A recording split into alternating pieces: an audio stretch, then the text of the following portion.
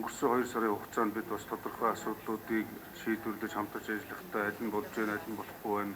Хүний нөөц талаас яах ёстой, хүний чадварыг яаж бэхжүүлэх ёстой.